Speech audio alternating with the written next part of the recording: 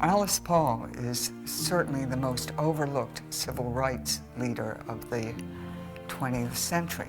Alice was to suffrage what Gandhi was to Indian independence and what Martin Luther King was to civil rights.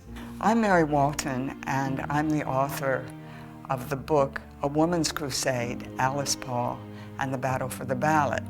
It's a very dramatic story. It's a David and Goliath story of this young woman, 28 years old when she arrived in Washington, taking on the federal government and the President of the United States.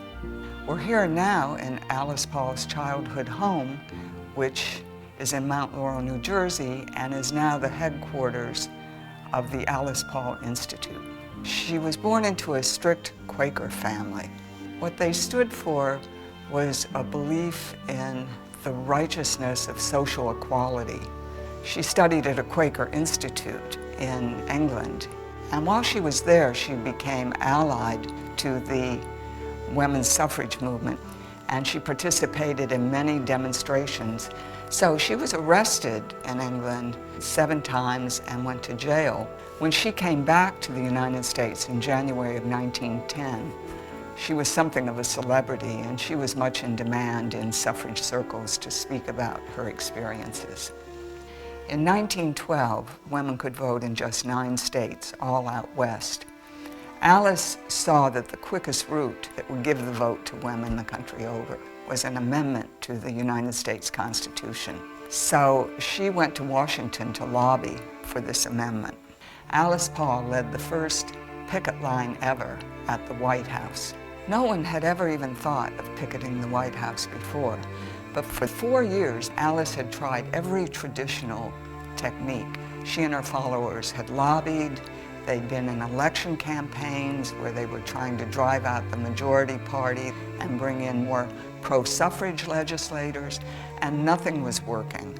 So Alice decided that the only course open to her was to embarrass President Woodrow Wilson into supporting the amendment.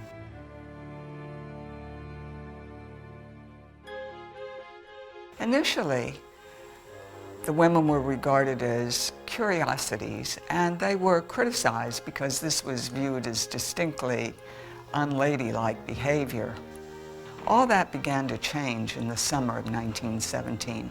By June, we had the first troops arriving in France to fight in World War I, and crowds began to gather around the picketers because now their conduct was not just unladylike, they were regarded as traitors. The women were insulted, they were attacked, they were thrown to the ground, their banners were torn to shreds.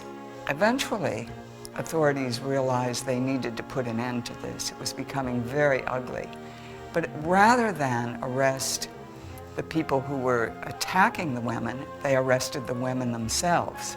They had a little trouble coming up with a reason for arresting the women because these women were very well behaved. Alice had given specific orders that they were not to engage passerby or viewers in any kind of dialogue. They called themselves silent sentinels. And if arrested, they were not to fight back. So the charges that were leveled against them were obstructing traffic. These women were packed into paddy wagons called Black Marias. They were hauled off to court, and then they were carted off to prison. Alice was arrested and placed in a psychiatric prison where the prison psychiatrist hammered away at her, trying to establish grounds to declare her insane. Meanwhile, many of her followers were sent to a simply vile prison. It was the men's prison. The sheets hadn't been washed in months. They were disgustingly dirty. There were open toilets that they had to use with male guards watching. They were served just terrible food, oatmeal with worms and maggots. They were set upon by guards. They were hurled to the floor. It was at this point that women went on hunger strikes. The authorities began to worry that some women would actually die. They were becoming very weak, so they decided to force feed the women. They inserted tubes through the nostrils, and then there was a funnel through which they poured milk and eggs basic sustenance, which tended to make the women feel very ill, very nauseous. Alice saw that this actually was a great benefit for the cause, because people would be reading about what had happened, and that kept the cause of suffrage and the amendment in the headlines. This was only one of the ways in which Alice Paul was a public relations genius. Whenever the cause flagged, she could come up with some new way of keeping it in the headlines. Within a year, her campaign to enlist the support of Woodrow Wilson had succeeded. 1 year to the day of when the picketing began, he called a group of Democratic congressmen to the White House and told them he wanted them to vote for suffrage.